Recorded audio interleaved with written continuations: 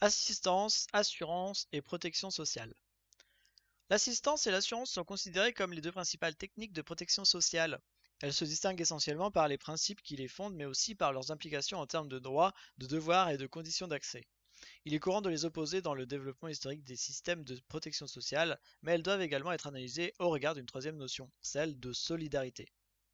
L'assurance sociale. L'assurance sociale est traditionnellement présentée comme un système de protection sociale reposant sur des mécanismes de transfert du type contribution-rétribution. Les travailleurs versent une cotisation qui est fonction de leurs revenus et s'ouvre ainsi un droit objectif sur la société. Ce droit consiste à percevoir une prestation dont le montant est en rapport avec leurs revenus en cas d'interruption ou de privation d'emploi. Les assurances sociales s'inspirent des principes de l'assurance privée. Elles fonctionnent sur la base de la mutualisation des risques, sans toutefois se heurter aux mêmes limites que celles rencontrées par les assurances purement individuelles, à savoir la sélection et la tarification des assurés en fonction de risques spécifiques liés à leurs âges et à leurs antécédents médicaux. L'affiliation obligatoire à un régime de sécurité sociale financé par des impôts ou des cotisations, et non par des tarifs établis en fonction de la probabilité de réalisation des risques couverts, permet de couper court à ces difficultés. En supprimant la possibilité pour les personnes à faible risque de s'assurer à des conditions plus avantageuses auprès de la compagnie de leur choix et en opérant une redistribution entre les cotisants, la sécurité sociale met en œuvre une solidarité universelle. L'assistance sociale. L'assistance sociale procède d'une histoire et d'une logique différentes. Elle passe par l'octroi d'une aide aux personnes dont les ressources sont insuffisantes, financées par les impôts et versées par les collectivités publiques sans contrepartie de cotisation. Assur- Assurance, assistance et solidarité.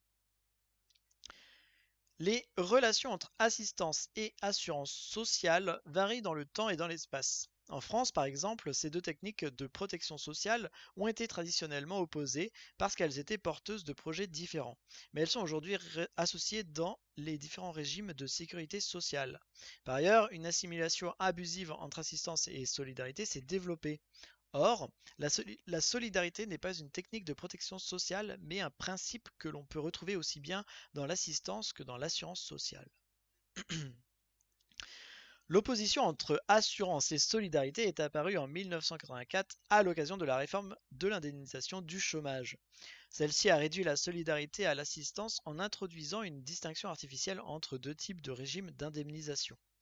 Un régime d'assurance financé par cotisation au titre duquel des prestations de chômage sont versées aux salariés qui ont préalablement contribué au régime pendant une durée limitée, et un régime de solidarité financé par l'impôt en vertu duquel des prestations de chômage sont versées aux chômeurs qui ont épuisé leurs droits au régime de l'assurance chômage, ou aux chômeurs qui n'ont pas suffisamment cotisé pour s'ouvrir des droits. Ce glissement sémantique est assez révélateur d'une évolution dans la manière de percevoir la protection sociale. Il traduit une assimilation croissante de la solidarité aux seules logiques non contributives, les systèmes assurantiels étant de plus en plus conçus comme des systèmes d'assurance privée qui alignent leur niveau de cotisation et de prestation sur le niveau des revenus et des risques de leurs bénéficiaires. Une telle évolution peut tout d'abord entraîner la disparition de l'objectif de solidarité dans les systèmes de protection sociale fondés sur l'assurance, en leur ôtant toute action de redistribution. Les systèmes de protection sociale seraient alors strictement divisés entre un régime de base financé par l'impôt et assurant de simples prestations minimales sous condition de ressources, comparables à la conception traditionnelle de l'assistance, et un second pilier fonctionnant sur une logique strictement contributive, assimilable à un système d'assurance privée. Dans une telle architecture, le second pilier perdrait ses caractéristiques de protection collective et pourrait donc être géré aussi bien par des opérateurs publics que privés.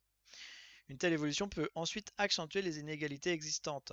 Les plus pauvres auraient droit à un niveau minimal de prestations garanti par la solidarité nationale et les autres s'assureraient eux-mêmes en fonction de leurs revenus et de leurs risques pour le niveau de protection qu'ils choisiraient.